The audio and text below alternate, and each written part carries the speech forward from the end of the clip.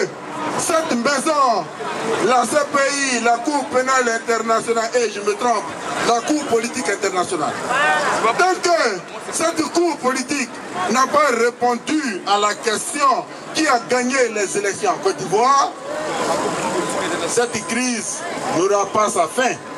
Parce que le nœud du problème, c'est là qui a gagné les élections en Côte d'Ivoire en 2010.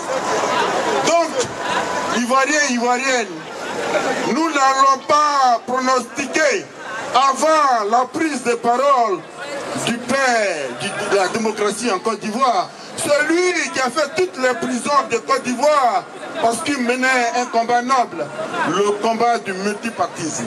Celui qui a permis à chaque Ivoirien de prendre la parole, à chaque Ivoirien de s'exprimer sans risquer la prison. Aujourd'hui, la Côte d'Ivoire est un pays à prison ouverte, c'est-à-dire tu dis un mot, tu es en prison. C'est ce que nous vivons aujourd'hui. La démocratie a foutu le camp.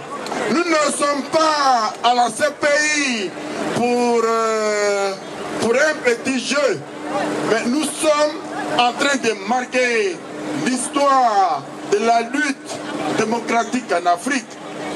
Alors, Ivoiriens, Ivoiriennes, ce que nous devions savoir est dit. La vérité est en train de faire son grand chemin dans cette grande cour de mensonges. Comment voulez-vous que le procureur de la CPI soit dans le faux et usage de faux? Au nom de cela seulement, la CPI a perdu le procès. Parce que Bensouda, dans Jeune Afrique, a bien reconnu qu'elle a fait du faux et de l'usage du faux. À partir de ce moment, si elle a menti une seule fois, ça veut dire qu'elle peut mentir plusieurs fois. Donc la CPI est dans la fraude, la CPI est dans le mensonge. À partir de ce moment, nous déclarons ici le président Laurent Gbagbo vainqueur de ce procès. Il a gagné. Oui, il a gagné. Si ils sont allés au Kenya pour importer des images pour l'inculper, c'est parce qu'en Côte d'Ivoire, les images nécessaires pour l'inculper n'existaient pas.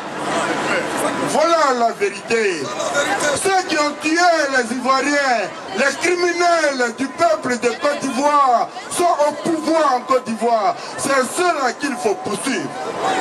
Voilà pourquoi, quelle que soit l'issue de ce procès politique, nous devons continuer à mener le combat jusqu'à ce que ceux qui ont massacré, qui ont planifié le massacre du peuple de Côte d'Ivoire depuis le Burkina Faso répondent. Une chose j'assure, tout à l'heure, nous aurons la victoire. Que Dieu vous bénisse.